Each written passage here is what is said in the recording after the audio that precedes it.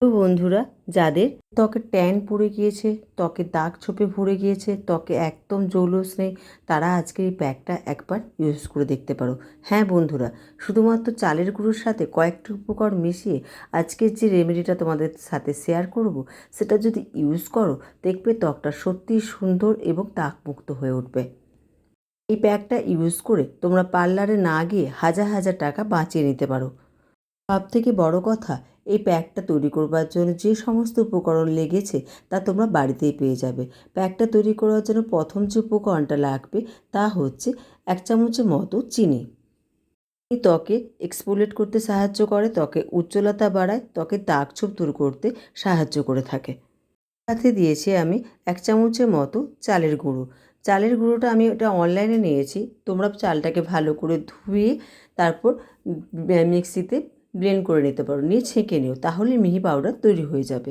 এই চালের গুঁড়ো ত্বককে উজ্জ্বলতা বৃদ্ধি করতে সাহায্য করে, ত্বকের মৃত চামড়া দূর করে ত্বককে সুন্দর করে তুলতে সাহায্য করে।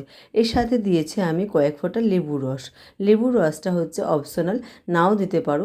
লেবুর রসে রয়েছে ভিটামিন সি, যা দাগ ছোপ দূর করতে সাহায্য করে, ত্বকের উজ্জ্বলতা বৃদ্ধি করতে সাহায্য করে থাকে। তবে যাদের সেনসিটিভ স্কিন তারা কিন্তু লেবুর রস স্কিপ করে যেও, ইউজ করো না সেখানে। এই সমস্ত উপকরণকে মেশাবো টক দই। টক দইয়ে রয়েছে প্রচুর পরিমাণে ল্যাকটিক অ্যাসিড, ত্বককে ভেতর থেকে উজ্জ্বল করে তোলে। শুধুমাত্র টক দই যদি কেউ নিয়মিত ত্বকে ইউজ করে, তাহলে ত্বকের দাগ ছোপ যেমন দূর হয়ে যাবে, তেমনি ত্বকের হারানো জৌলসতাও ফিরিয়ে আসবে। এই সমস্ত উপকরণ খুব ভালো করে মিশিয়ে নিতে হবে, যাতে এতটুকু লাম্পস না থাকে। লাগাবার আগে মুখটাকে ভালো করে পরিষ্কার করে নেবেন। নোংরা মুখে কখনোই ফেস প্যাক ইউজ করবে না। এক্ষেত্রে আমি গোলাপ জল ইউজ করেছি, তারপর মুখটা পরিষ্কার করে নেব। যেহেতু আমি হাতে দেখাচ্ছি, তাই হাতটাকেই বলবো, হাতটাকে পরিষ্কার করে নেবার পর আমি এই প্যাকটা লাগিয়েছি।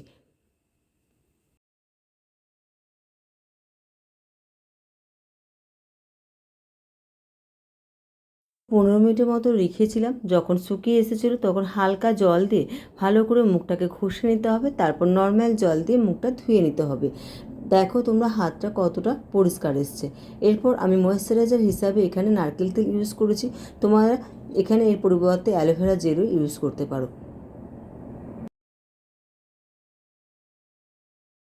ইউজ করেছি সানস্ক্রিন। তোমরা যে কোম্পানির সানস্ক্রিন ইউজ করো সেটা ইউজ করতে পারো। আমি এখানে কোম্পানির নাম বলছি না, আমি যে সানস্ক্রিন ইউজ করি সেটা এখানে ইউজ করেছি। দেখো তোমরা হাত দুটো দেখেই বুঝতে পারবে কতটা পার্থক্য এসছে। ফ্রেন্ডস, এই প্যাকটা অবশ্যই একবার ট্রাই করে দেখো।